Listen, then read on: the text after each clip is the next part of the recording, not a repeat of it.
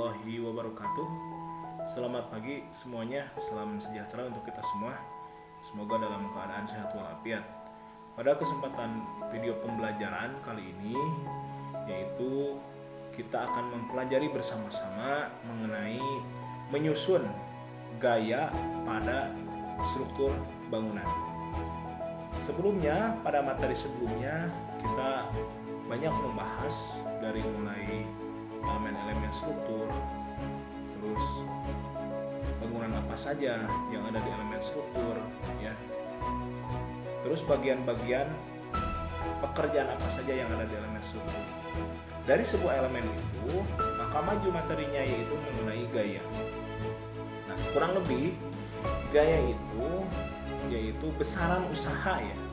Yang paling utama adalah besaran usaha yang dapat dikerjakan dengan bentuk diagram panah. Nah, itu menyusun gaya. Jadi di sini yang paling utama adalah ada titik tangkap gaya dan ada arah gaya, gitu ya. Jadi arah gaya. Nah, maka akan timbul nanti apa yang akan dicari, yaitu resultan. Jadi dari beberapa gaya maka muncul adalah resultannya. Untuk materi selanjutnya kita akan membahas mencari bagaimana berapa nilai resultan dengan cara grafis maupun dengan cara analitis. Nah, untuk materi yang pertama yaitu kita akan membahas mengenai secara grafis. Berikut penjelasannya untuk materi selanjutnya. Pada kesempatan pertemuan kali ini kita akan membahas yaitu mengenai menyusun gaya pada struktur bangunan, ya.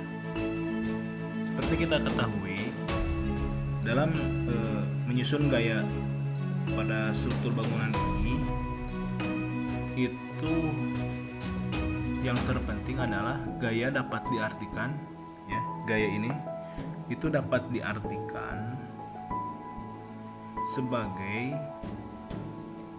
besaran usaha, ya, yang dikerjakan pada suatu titik atau bidang dengan arah tertentu, ya. Apa kaitannya dengan struktur bangunan? Karena kita berada sekarang di lingkup bangunan, maka materi ini sangat erat kaitannya dengan struktur bangunan. Adapun dalam menyusun gaya pada struktur bangunan terbagi atas 3, ya.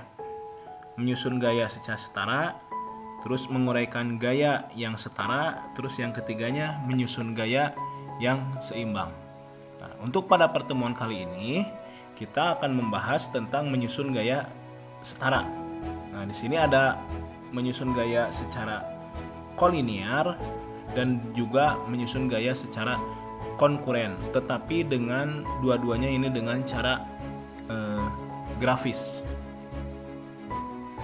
Adapun menyusun gaya yaitu memadu, ya, memadu gaya atau mencari resultan gaya. Jadi di sini gabungan dari beberapa buah gaya, ya.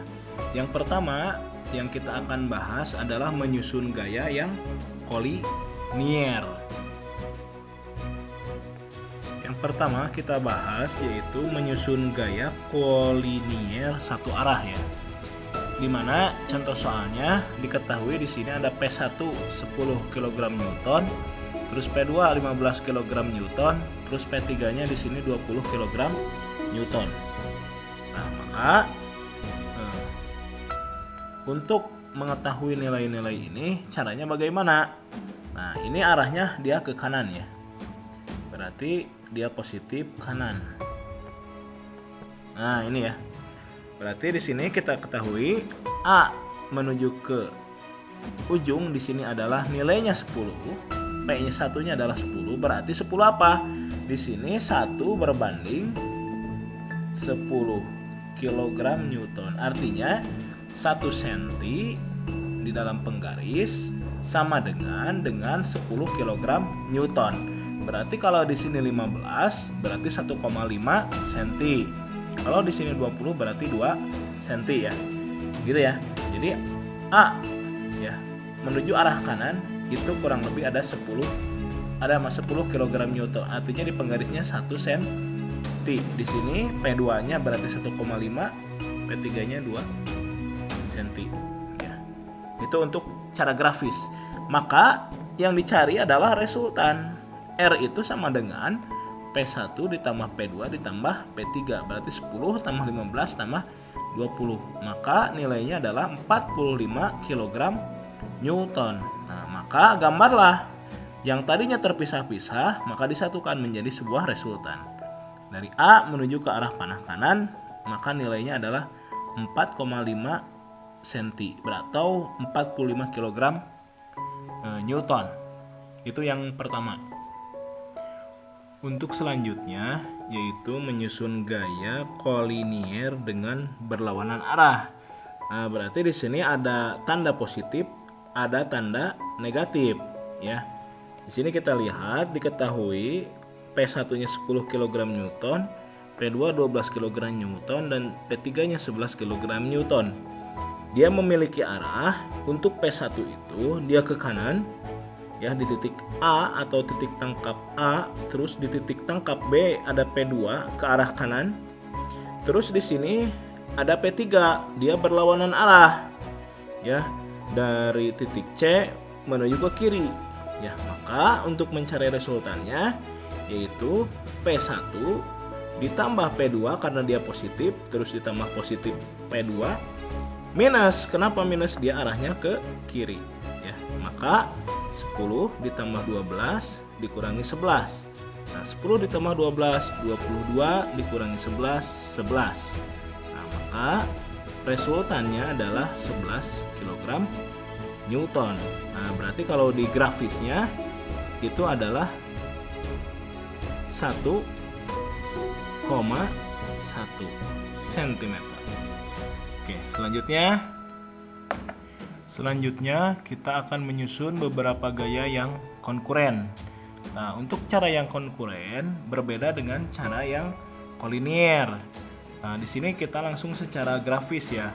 Nah, sebelum mengetahui gaya konkuren, apa itu gaya konkuren? Gaya konkuren itu adalah gaya-gaya yang garis kerjanya berpotongan melalui suatu titik tertentu. Jadi itu, ya, garisnya berpotongan. Nah, di sini ada dua gaya yang akan kita cari. Yang pertama adalah jajar genjang, terus yang keduanya dari segi banyak. Itu yang kita akan pelajari. Nah, di sini kita lihat, ya. Sebelum kita mempelajari ke sini, kita harus mengetahui dulu dari fungsi derajat. Untuk derajat itu sendiri, di sini ada 0 derajat. Ya, berarti kalau di sini 0 derajat, di sebelah sininya dia 360 derajat. Berarti satu putaran searah jarum jam. Di sini 0 sampai 90 derajat, ya. Jadi antara, ya. Terus ada 90 sampai 180 derajat, terus 180 sampai 270 derajat. Nah, dari 270 sampai 360 derajat. Nah, berarti kita harus mengetahui nilai-nilai yang ini, ya, arah-arahnya. Maka gunakanlah alat gambar yang disediakan bersama dengan busurnya, ya, untuk mengerjakan soal yang ini. Nah, kita ketahui untuk soalnya, misalkan seperti ini. Di sini ada nilai A, ya, titik tangkapnya dia memiliki beberapa gaya dalam satu titik tangkap. Yang pertama dari mulai P1 di sini, ya, arahnya dia 27 derajat. Kita kasih nilai di sini 10 kg Newton. Terus P2-nya di sini di angka 70 derajat, berarti antara di sini, ya. Tadi yang 20 derajat berarti antara 0 sampai 90. Nah, berarti di sini kurang lebih. Terus di sini ada 70 derajat, ya. Terus ada 90, ya, yang ini berarti antara 0 sampai 90. P2-nya kita beri nilai di sini 15 kg Newton sebagai contoh, ya. Terus P3-nya di sini 120 derajat. Dari mana? Berarti antara 90 sampai 180. Lihat arahnya, ya. Nah, berarti di sini. Dengan panjang berapa? Nah, dengan panjangnya yaitu 17 kg Newton. Terus sisanya di sini antara 180 sampai 270. Ada berapa? Nah, di sini P4-nya sama dengan 20 kg Newton. Nah, di sini ya. Nah, ini adalah pertanyaannya. Bagaimana cara menjawabnya? Untuk menjawab soal yang ini dari segi banyak, ya, yaitu yang pertama di sini ada titik A. Kita tarik garis ke atas sesuai dengan arahnya. Dia 20 derajat, P1-nya 10. Berarti P1-nya dia 1 cm. Tarik garis ya. Itu jangan lupa memakai garis aksen ya. Nanti garis aksen ini bisa dihapus. Nah, aksen diagram kartesius supaya tidak pusing nanti ya. Jadi per aksen. Jadi A menuju ke P1. Nah, maka di sini jadikan titik tangkap untuk P2 ya. Jadi di sini ketika A menuju ke P1, maka P1 menuju ke P2 sesuai dengan ini, nilai yang ini ya, 70 derajat. Berarti 70 derajatnya di ujung P1. Begitupun P2 ya. Dia menuju ke P2, maka ditarik garis kartesius ke P3. Jadi P3 itu ujung P2. Terus selanjutnya P4 ya. P3 dari mana? Nah, dari sini. Dia searah ya. Terus P4 jadi di ujung titik tangkapnya di ujung P3. Sama dibuat garis kartesius ya.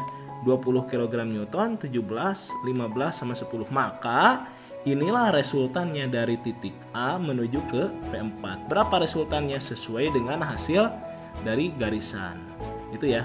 Jadi nilai resultan itu sesuai dengan hasil garisan. Berarti misalkan kalau hasil garisannya itu ada di 8 cm, berarti di sini adalah 80 kg Newton. Contohnya seperti itu ya. Untuk cara segi banyak. Oke. Untuk selanjutnya di sini kita akan membahas soal untuk mengetahui jajar genjang ya. Kita pandu di sini. Yang pertama itu dari titik A, kita ambil di sini titik A menuju ke P1. P1-nya berapa? Sama 10 kg Newton dengan arah 20 derajat. Terus P2 langsung seperti ini. Itu 15 kg Newton dengan sudut 70 derajat.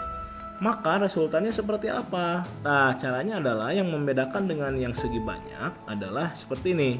Kita lihat untuk P1 itu arah di 10 kg Newton di 20. Dia pindah ke ujung P2. Ya, pindah ke ujung P2 nih dengan nilai yang sama. Jadi di sini kita tarik garis. Ini menuju ke ujung itu adalah sama nilainya 10 kg Newton ya dengan sudut 20. Tapi tadi asalnya di titik A atau di sini, dia pindah titiknya ke sini. Ya, tarik garis ke atas. Nah, itu untuk nilai P1. Jadi di sini kita ambil P1 aksen untuk yang garis ini, titik putus ini. Nah, terus begitupun P2. P2 itu ke ujung P1. Nah, ke sini ya, ke ujung P1. Dengan nilai berapa? Dengan nilai tadi 70 derajat, P2-nya 15 kg Newton. Tarik garis berarti P2 aksen di sini ya. P2 aksen itu berarti ujungnya adalah P1. Asalnya di A, tapi sekarang pindah ujung P1. Maka resultannya adalah dari A mempertemukan antara P1 aksen dengan P2 aksen. Nah, maka ini adalah nilai R1 ya. Nah, bagaimana untuk mengetahui P3? Nah, P3 ini lanjutan dari R1 ya. Jadi rumusnya kurang lebih seperti ini. A itu A ya, P1 itu dengan P2. Nah, untuk nilai itu maaf, di sini bukan A, tapi R1. Nah, R2 itu dari hasil R1 dengan P3. Nah, untuk R3 resultan ketiga itu hasil dari R2 dengan P4. Nah, ini ya. Ini rumusnya kurang lebih seperti ini. Oke, kita bahas yang selanjutnya ya. Maaf. Kita bahas yang selanjutnya. Kita lanjutkan. Di sini berarti R1 dia di ujung apa? Ujung P3. Maka ini seperti ini dia garisnya pindah ruas ke sini. Nah, maka dikasih aksen. Tegak lurus sama ya, seperti ini. Oke, penggaris. Terus yang P3 pindah ke ujung R1. Sekali lagi P3 pindah ke ujung R1. Nah, yang ini. Maka seperti ini. Nah, ini. Di sini kita simbolkan di sini R1 aksen, maka di sini P3 aksen biar tidak pusing. Maka tarik garis ya. Tarik garis.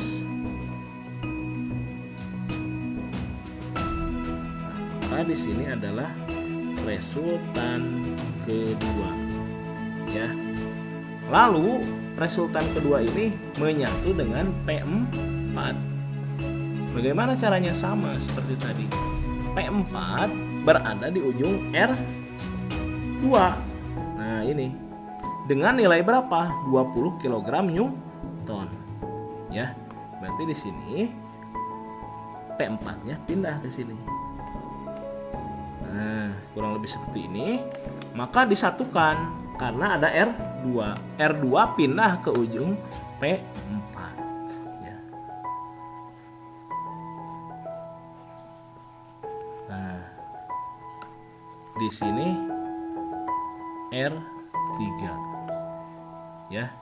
Jadi kurang lebih diagramnya seperti ini. Oke, untuk jajar genjang ya, kurang lebih seperti itu. Sekali lagi kita review. Di sini ada R1 adalah P1 dengan P2, maka ada R1. R1 disatukan dengan tadi P3, maka jadi R2 yang ini. Ya. R2 disatukan dengan P4, maka jadi R3. Ya. Nah, kurang lebih pembahasan kali ini cukup sekian. Kita selanjutnya akan latihan soal. Terima kasih. Assalamualaikum warahmatullahi wabarakatuh.